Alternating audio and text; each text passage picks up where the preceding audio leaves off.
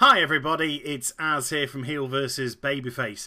Mists of Pandaria certainly fell well short of WoW subscribers' expectations, but it wasn't all bad news. Mists did have some rays of light filtering through the curtain of shame. In this video, I'll be looking at my top 5 success stories of Mists of Pandaria. I won't be focusing though on things like high-end raiding, but more on content that every single WoW player could have experienced should they have wished to. Do bear in mind, this is my own personal opinion and yours may indeed differ, so do feel free to share them in the comments down below, right after you've clicked that thumbs up button. /wink. One thing that Mists did have in absolute abundance was brand new toys, and they came predominantly from two forms of content which I've grouped up. Firstly, the 56 rare elites which Blizzard scattered all around Pandaria in patch 5.0, and also simply lying on the ground in some wide open spaces or some hidden areas too. Now these toys could be curiosities, they could be practical, they could be functional, or they could be simply downright stupid, but they were really good fun regardless. Bind on account rare equipment could be passed through to alts. They had high item levels but were still usable at low levels, 85, 86, giving you a good boost to your character's leveling potential. But if functionality wasn't your thing, you had stupidity. You had banana skins that you could fall upon. You had mirrors that allowed you to take on the visage of another player. Or you had more practical items like a war banner. So when you got into difficulty when you're out in the big wide world in combat, you could click onto it and it would pull you from that. There were absolutely loads upon loads of different things for you to find, and it didn't confine you to your own shrine or your own capital city. It made you go out into the big wide world and investigate. The best news though is Blizzard supported this throughout the extra patches. Patch 5.2 brought the Zandalari Warbringers and the Zandalari Scouts, which could drop all manner of crafting items and also reputation items, as well as the opportunity to grab yourself a nice little Direhorn mount. And then in patch 5.4 we got Timeless Isle, where rare elites on there also had the capacity to drop some rather funky items or pets. Because there were so many things to find, yes, it did clog up your inventory. But come Warlords of Draenor, the toys are going to get their own little tab. So there's no better time to get out there and start farming them right now. The only reason why this hasn't ranked any higher in my top 5 is because this content was made for one class only, and that was Warlocks. Since the Burning Crusade, Warlocks have been crying out for green fire. This was the ability to turn their regular fire spells into green Fellflame, but it had fallen on deaf ears time and time again with Blizzard. But enough seemed to be enough, and in patch 5.2 Blizzard decided to put green fire into the World of Warcraft for Warlocks, but they didn't just want them to have it for free. They had to earn it, which was such a rarity in this day and age. So they crafted a complete quest line that culminated in a 30-minute scenario at the end. And that 30-minute scenario ended here, on the top of the Black Temple in a fight to the finish against Kanrethad. This wasn't just the mother of all fights, this was the motherfucker of all fights. It was incredibly difficult back in patch 5.2, and whereas now we can outgear it in patch 5.4, there is still a considerable amount of Warlocks that cannot complete this and are simply waiting for Warlords of Draenor to come along, with which they hope they'll be able to face roll it. But this really tested your mettle as a Warlock. Because the content was crafted specifically for one class, Blizzard could get really, really niche with it. They didn't have to use generalized abilities. And it called upon every single solitary bone in your Warlock body with which to complete it. You had to enslave a demon and then turn it onto Kanrethad, using the demon's abilities to attempt to keep Kanrethad away from you. You then had to know exactly exactly when to blow your cooldowns, exactly how to position your pet, where to position you. Oh, it was just absolutely epic. There were 3 main stages, the first stage being 60 imps, which came out bit by bit, spewing their fireballs all over your face. We then had the fell hunters that came in stage 2 and would devour your demons and slave if you weren't careful and didn't position it properly. And then in phase 3 we had an almighty doom lord come in ready to crush you if it wasn't banished or feared out of the fight. This was epic. It's the only word that can describe it. If content of this nature had been provided for each and every class, then it would have absolutely been streets ahead of anything in position number 1. But because it was only done for warlocks, it ranks in at number 4. But my god, what an entry. Pet battles really snuck up on me. When it was announced, I could have been found guilty of simply rolling my eyes. I thought it was going to be another Pokemon-esque rip-off, but when it came to actually playing, it was ridiculously addictive. Not only were there literally hundreds upon hundreds of pets to find and capture, covering every single continent of Azeroth as well as Outland too, but the pets also came in various levels of quality.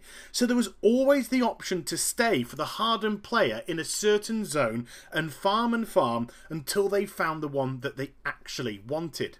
Then there was the quest chain to defeat all the pet battle masters scattered over every single continent in the game, and they offered some genuinely tough and competitive battles. Defeat them and you got a modest purse of gold, but you might also get a goodie bag that contains something very interesting inside. But it's when you defeated all of them that you got a purse in the thousands of gold. Blizzard really wanted to reward you for going through all that content. On top of this, Blizzard heavily supported this side of the community, constantly adding every single patch. And it all culminated in the Celestial Tournament on Timeless Isle in patch 5.4. But to get there, you had to defeat the Legendary Elementals, and after the Legendary Elementals, there were the Legendary Beasts too. There were also a ton of new pets to tame along the way.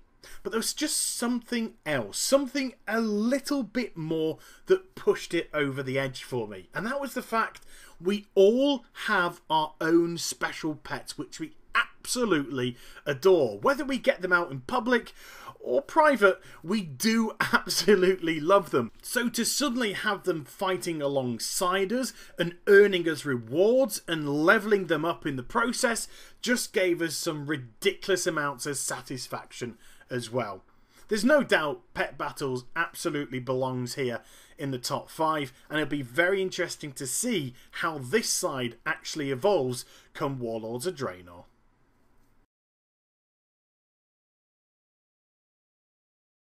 I've got to confess, whoever thought of the Brawlers Guild, in this instance at least, was an absolute genius. Nothing more pandered to our narcissistic nature as well as our ego as this bit of content, because it was all about us versus the mountain. And I'm not talking about the one from Game of Thrones, I'm talking about the proverbial mountain. Nobody could help us, we were on our own. We went one-on-one, in some cases at least anyway. In other cases we went one on, well, multiple targets against whatever the game was going to throw at us.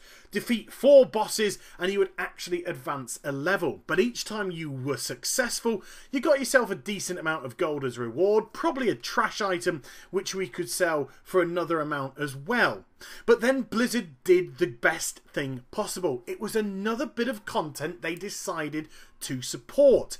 And later on, after you completed all that the game had to throw at you, Blizzard sneakily hid all around Pandaria, as well as some other places as well, the chance to get special bosses unlocked for the Brawlers Guild. If you defeated these people, you got yourself a little bit of valor, a bit of gold, and a shirt to show off, which would actually give you a buff for all to see. It was your way of bragging which ones you defeated and which ones that you were most special about. I can only hope that come Warlords of Draenor, Blizzard really look at what they've managed to achieve with the Brawlers Guild and take it that step further. I think something of this kind of ilk could easily take over what used to be our Ring of Blood. Put a 5-person team together, a tank, a healer and 3 DPSs, and put them up against some ridiculously challenging content and challenging bosses in an arena environment for us all to see. When this first came out, it was really expensive to participate in. The tickets were only available on the black market auction house, and of course bidding was going absolutely nuts. But all this has now died down, and if you go to the black market auction house right now, chances are you'll be able to pick one up for no more than 1,000 to 2,000 gold. It is the perfect opportunity for you to get involved and to test out this really tasty bit of content, because if you complete it all, then you'll get to ride off on one of these absolute beauties. Yeah, the Brawlers Guild is without doubt spectacular content in Mists of Pandaria, thoroughly deserving of the next to top spot. And getting the top spot has to be the Tillers. To me, this is the #1 success story of Mists of Pandaria. One thing that Blizzard have always failed to do is make rep grinding interesting. You start off at neutral, you end at exalted. You kill 5 of them, you collect 6 of them, and after a certain amount of time, you've reached your goal. But the Tillers changed that. It was something complete and utterly different. Blizzard at last gave us something to invest in. It all begins with you trying to grow a knackered, clapped out old farm that, surprise surprise, some fat panda can't be bothered to maintain. And yes, you do have your run-of-the-mill dailies, but because of the way that the Tillers was set up, it never felt by the book. Because there were also the members of the Tillers to appease too. They don't particularly like you that much to start with. They think you're muscling in on their area. But hidden around the Heartland and all over Pandaria are plots of dark soil. These dark soil led to finding some little trinkets. You found the right member of the Tillers to give that trinket to, and they could give you some extra special rep. You gain rep with them, you become their friend. The more friendly they are to you, the more quests they offered up. But these quests were very specific to them and not just necessarily the Tillers as a whole. So you started to gain a legitimate friendship with them. If you became their BFF, you got yourself a nice little reward basket from them. But also, they changed the way your farm looked. Suddenly, you might have some pigs walking around, or some trees have sprouted up, or this or that might have happened. It was a really, really cool and developing situation. I mean, literally, your farm was constantly physically changing in appearance the further you progress with the Tillers. Sowing seeds wasn't just a simple matter either. Sure, you could put in your carrots and your pumpkins and your turnips and all that kind of jazz for cooking, or you could decide to put some special seeds in the ground, and these would yield craftable materials. Well, they would once you got rid of all the tentacle rape monsters from your farm anyway.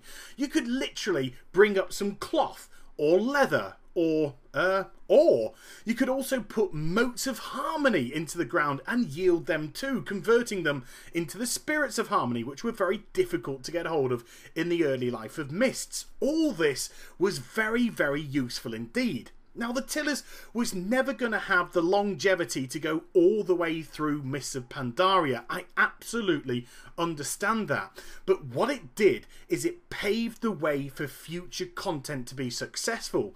And thanks to the Tillers, we're now going to get garrisons in Warlords of Draenor.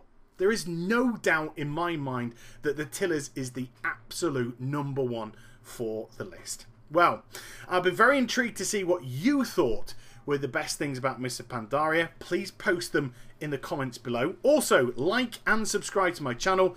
Follow me on Twitter, Facebook and twitch.tv for live streaming. I'll be back with more stuff very soon. Take care, everybody. Bye-bye.